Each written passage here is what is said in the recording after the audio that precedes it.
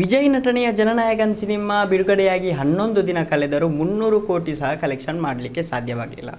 ಎಲ್ಲರಿಗೂ ಕಿರ್ಮಿ Kannada TV YouTube ಚಾನಲ್ಗೆ ಸುಸ್ವಾಗತ ಅಂತ ಹೇಳ್ತಾ ಬಿಟ್ಟು ಶುರು ಮಾಡೋಕ್ಕಿಂತ ಮೊದಲು ಯಾರೆಲ್ಲ ನಮ್ಮ ಯೂಟ್ಯೂಬ್ ಚಾನಲ್ ಮೊದಲು ನೋಡ್ತಿದ್ರಿ ಅವರೆಲ್ಲ ಸಬ್ಸ್ಕ್ರೈಬ್ ಮಾಡ್ಕೊಳ್ಳಿ, ಮತ್ತಲ್ಲೇ ಪಕ್ಕದಲ್ಲಿರೋ ಬೆಲ್ಲೈಕನ್ನ ಪ್ರೆಸ್ ಮಾಡಿ. ದಳಪತಿ ವಿಜಯ್ ಅವರ ಸಿನಿಮಾ ಬಾಕ್ಸ್ ಆಫೀಸ್ನಲ್ಲಿ ಸುನಾಮಿ ಸೃಷ್ಟಿಸುವ ಹೊಸದೇನಲ್ಲ.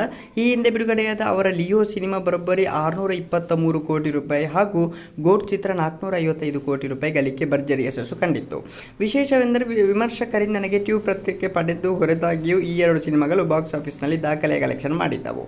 ವಿಜಯ್ ಕೊನೆಯ ಚಿತ್ರ ಜನನಾಯಕನಿಗೆ ಮಾತ್ರ ಈಗ ದೊಡ್ಡ ಹಿನ್ನಡೆ ಎದುರಾಗಿದೆ. ಈ ಸಿನಿಮಾ ಪ್ರೇಕ್ಷಕರಿಂದ ನಿರೀಕ್ಷೆ ಮಟ್ಟದಲ್ಲಿ ಮನ್ನಣೆ ಗಳಿಸದೆ ಗೆಲ್ಲಪಟ್ಟಿಗೆಯಲ್ಲಿ ಕಷ್ಟಪಡುತ್ತಿರುವ ಅಭಿಮಾನಿಗಳಿಗೆ ಬೇಸರ ಉಂಟಾಗಿದೆ. ವಿಜಯ್ ಸಿನಿಮಾ ರಿಲೀಸ್ ಆಗಿ 11 ದಿನ ಕಳೆದರೂ ಭಾನುವಾರ ಈ ಸಿನಿಮಾ ದೇಶದಾದ್ಯಂತ ಒಟ್ಟು 4,321 ಶೋಗಳಿಂದ ಕೇವಲ 10.70 ಕೋಟಿ ರೂಪಾಯಿ ನಿವ್ವಳ ಕಲೆಕ್ಷನ್ ಮಾಡಿದೆ. ಇದರೊಂದಿಗೆ ಭಾರತದಲ್ಲಿ ಚಿತ್ರದ ಇದುವರೆಗೆ ಒಟ್ಟು ಗಳಿಕೆ 204.92 ಕೋಟಿ ರೂಪಾಯಿ ನಿಂತಿದ್ದು, ಒಟ್ಟು ನೆಟ್ ಕಲೆಕ್ಷನ್ 175.60 ಕೋಟಿ ರೂಪಾಯಿ ತಲುಪಿದೆ. ವಿದೇಶಿ ಮಾರುಕಟ್ಟೆಯಲ್ಲೂ ಈ ಚಿತ್ರ ತಣ್ಣಗಾಗಿದೆ. 11ನೇ ದಿನ ಕೇವಲ 3 ಕೋಟಿ ರೂಪಾಯಿ ಗಳಿಕೆ ಮಾತ್ರ ಶಕ್ತವಾಗಿದೆ.